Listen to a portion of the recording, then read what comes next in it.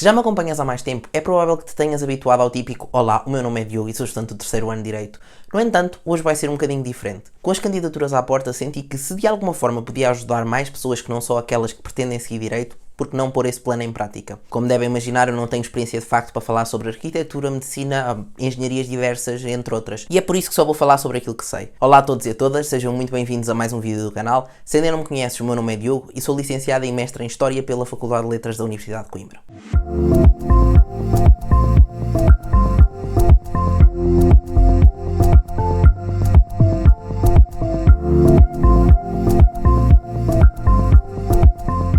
Mas antes de passar para o vídeo propriamente dito, deixem-me dizer-vos que eu deixei uma caixinha de perguntas no Instagram recentemente com dúvidas que tenham relacionadas com o mundo universitário mais diretamente ligadas à questão da entrada na faculdade, assim, mais urgentes, vamos dizer assim.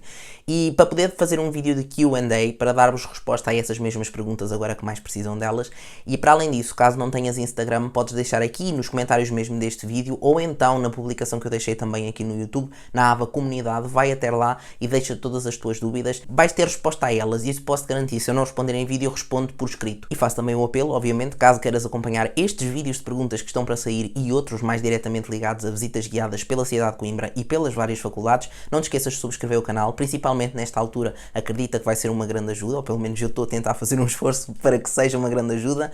E não te esqueças também de deixar o gosto neste vídeo e nos outros que vais vendo e gostando, porque esses gostos são muito importantes para ajudar a divulgar o vídeo e para o canal chegar até mais gente, ok? Mas passemos ao vídeo de hoje propriamente dito. A verdade é que a área da história tende a ser um bocadinho mais problemática do que a área da medicina, do direito e outras. E não pela área em si, e sim pelas reações que as pessoas costumam ter, nomeadamente os nossos pais, quando vamos dizer que, o meu objetivo é seguir história. Isto porque se há alguns que sabem reconhecer que o mais importante é que os filhos façam aquilo que realmente gostam, existem outros que quase que veem os filhos como um prolongamento dos seus próprios desejos e expectativas. E nem sempre os desejos e ambições dos filhos são iguais aos desejos e ambições dos pais. Se os filhos podem ter grande vocação para a área da história, os pais podem ser grandes crânios da medicina, porque somos pessoas diferentes independentemente de sermos filhos e pais. Mas é importante reconhecer que mesmo nestes casos os pais querem o melhor para os filhos.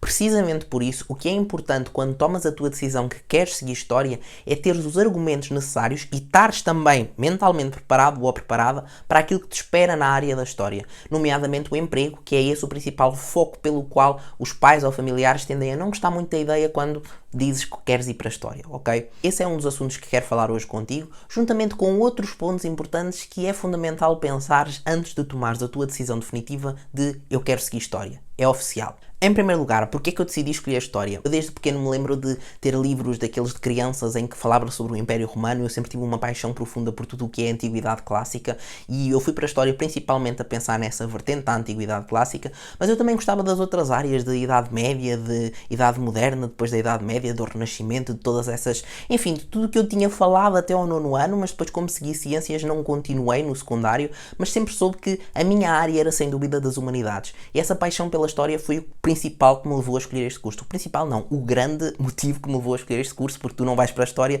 propriamente por expectativas familiares, pelo menos na maior parte dos casos, certo? Infelizmente eu entrei no curso numa época em que ainda não tinha havido a reforma relativamente recente do plano de estudos e acreditem, eu acho que todos os cursos deviam ter uma maior vertente desta possibilidade de opção de buffet. Eu chamo cursos no modo buffet, que é mais ou menos isso que tu vais encontrar na Faculdade de Letras e eu vou já explicar como é que isso funciona exatamente e vais concordar comigo que é maravilhoso. O plano de estudos da FLUC funciona mais ou menos atualmente como se tu fosses a um daqueles restaurantes que levas o teu prato e vais escolhendo, ok, eu quero arroz, eu quero batatas, eu quero peixe, eu quero carne ou eu quero vegetariano.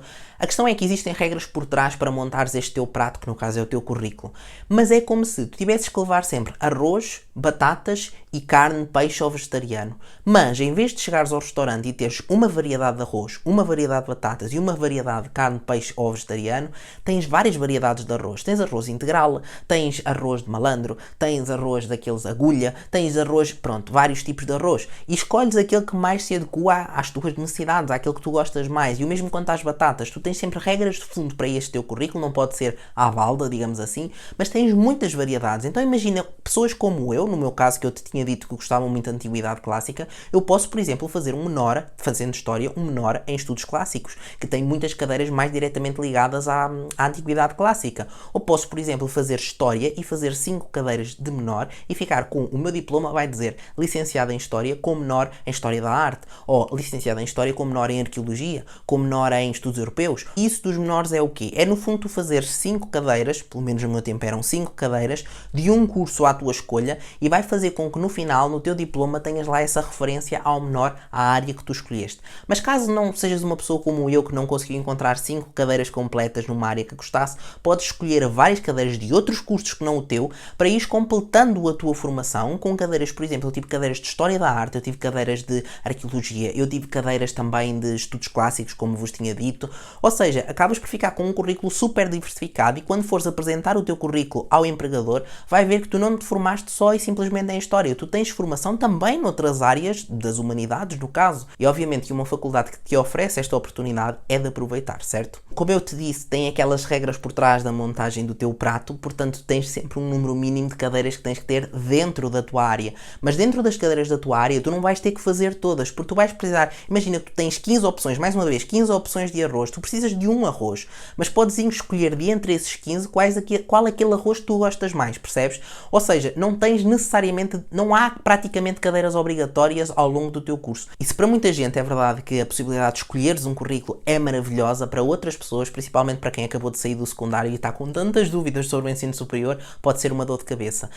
Por onde é que tu começas? Será que esta cadeira é melhor ter no primeiro ano ou é melhor guardar para o segundo? Quais é que são as melhores cadeiras para ter no primeiro ano? Calma, respira. A verdade é que quando decidiram fazer esta alteração no plano de estudos da Faculdade de Letras, também previram a possibilidade de cada um dos estudantes ter um professor especialmente responsável em dar estes mesmos conselhos. Agora a parte mais problemática, que normalmente levanta mais inquietações, não só para ti, mas também para os teus pais. Será que vais ter emprego fazendo História agora? Eu diria que quando começamos a pensar em História há 4 saídas, sobretudo, que nos vêm logo à cabeça. Uma delas, a professor, investigadora, visitas guiadas e museus.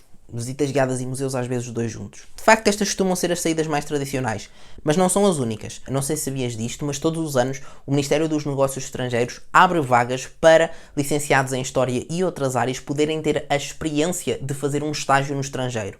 E estes estágios são remunerados, alguns deles, por isso não é exatamente só trabalhar para aquecer. Acho que foi a única vez em que eu vi História dita expressamente como um curso admitido a um estágio ou a uma vaga de emprego no geral. É que normalmente não aparecem de forma expressa a dizer procura-se alguém licenciado em História. Costuma procurar-se sim alguém licenciado em Ciências Humanas, por exemplo. E História estará incluída e tu podes te candidatar, mas calma, não te vá já embora, porque eu quero falar sobre uma coisa que as pessoas às vezes se esquecem e é fundamental.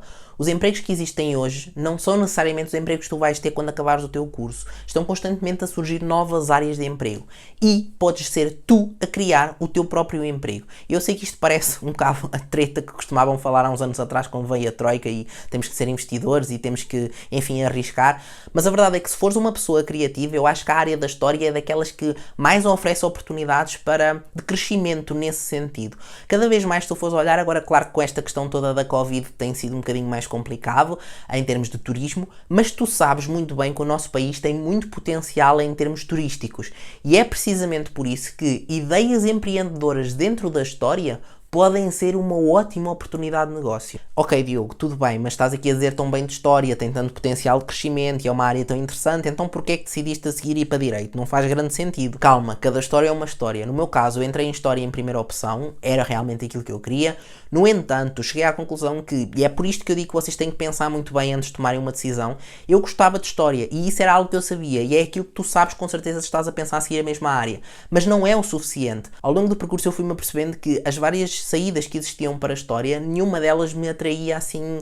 A única que me atraía mais era a possibilidade de ser professor universitário. Só que a questão é, não existem muitos professores universitários em História porque as turmas são pequenas, as turmas são teórico-práticas, não existem professores teóricas e professores das práticas, por isso não há grande procura de professores e acaba por, precisamente por isso, em comparação com a quantidade de pessoas que se formam em História todos os anos, que cada vez que abre uma vaga são 500 mil cães a um osso. Ao contrário do que acontece, por exemplo, em Direito, em que existem professores das práticas, professores das teóricas, as turmas são 4 ou 5 vezes maiores do que as turmas de História, e isso acaba por haver muito mais procura na área do Direito por professores, que era a área que eu queria seguir, do que na área da história. E logo por aí é um grande diferencial para mim. Agora, obviamente, se a ideia de, por exemplo, ser professor do ensino secundário ou do ensino básico é algo que te seduz, porque a mim eu queria ser mesmo professor universitário, história continua a ser uma boa opção para ti. Se gostavas de fazer visitas guiadas a um museu, história continua a ser uma boa opção para ti. Se gostavas eventualmente de trabalhar, sei lá, na recuperação do património nacional, também continua a ser uma boa opção para ti, tal como história da arte. O facto de eu a seguir ter ido para direito